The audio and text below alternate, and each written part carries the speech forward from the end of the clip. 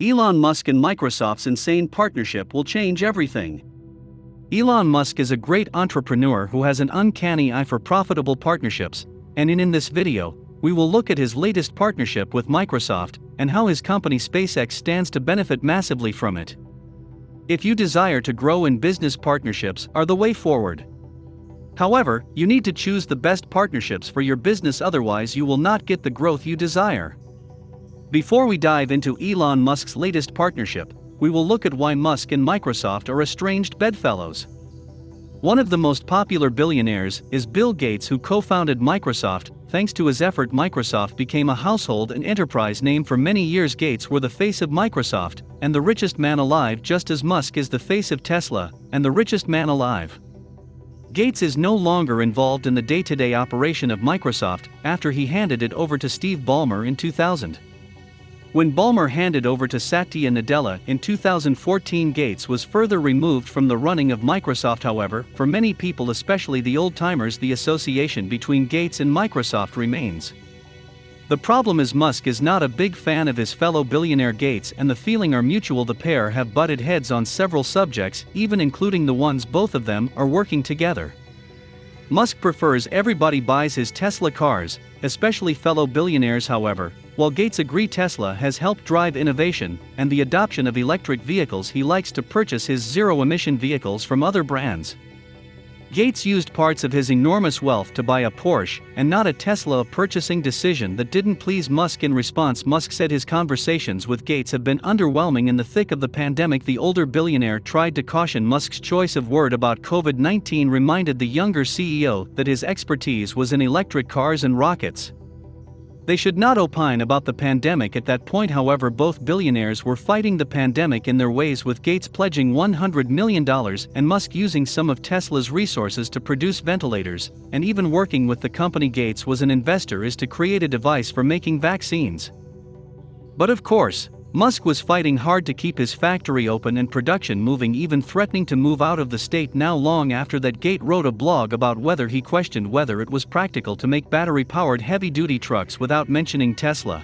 But it was the perfect opportunity for Musk to point out who didn't have any experience building electric vehicles. Musk had more opportunity to get back at the Gates on his coronavirus comment during an interview with Kara Swisher, when he called Gates a knucklehead, reminded him of Tesla's association with curves, which Gates were an investor in. Gates would make his appearance on Swisher's show later, where he made it clear he would rather spend his immense wealth on vaccines here on Earth instead of burning it on outer space projects like Musk, who was ready to spend his massive fortune on sending colonists to the Red Planet. There is, however, another main reason why Musk did not care for Gates. The former CEO of Microsoft had shorted Tesla's shares in the past, as he came close to admitting once. Musk has a strong feeling about Tesla's shortage, despite he proclaiming Tesla's stock was overpriced in the past. However, the rift between Musk and Gates is not enough to stop Musk from doing business with the software giant, nor is the difference in the ages of the two companies. SpaceX and Microsoft are teaming up around Starlink and cloud businesses. The two businesses are among the fastest growing, making it smart for the two companies to see how they can aid one another. For SpaceX can't satisfy the demand for its Starlink business. The Starlink business uses satellites put in orbit to provide an internet connection to customers on the Earth. One of the advantages of satellite internet is that it can work anywhere the client is, whether in the desert or the jungle. As long as the satellite coverage extends to the location, the client can remain connected.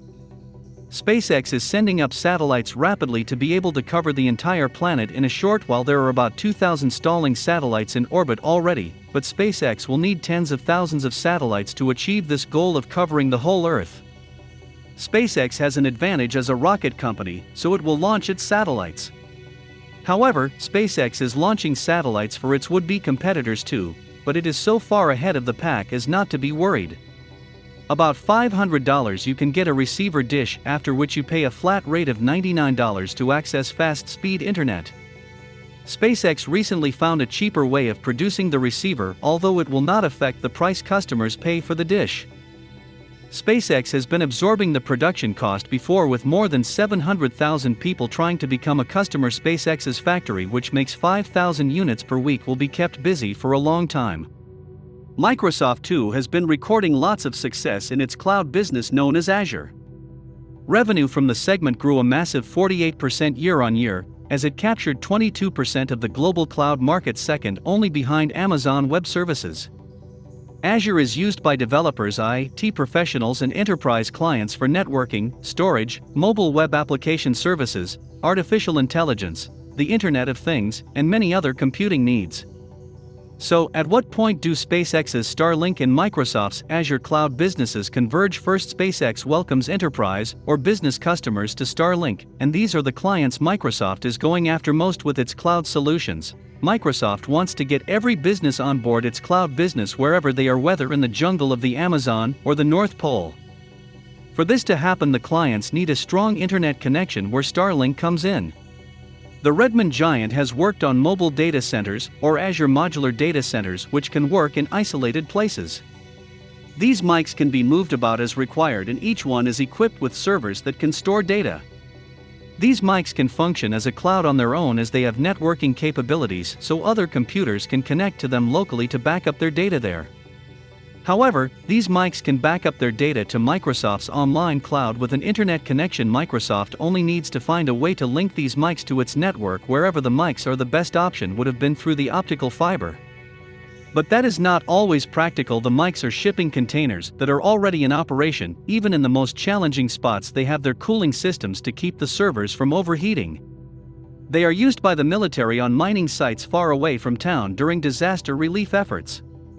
The idea is that you drop an MDC when and where you need one and take it away after you are done.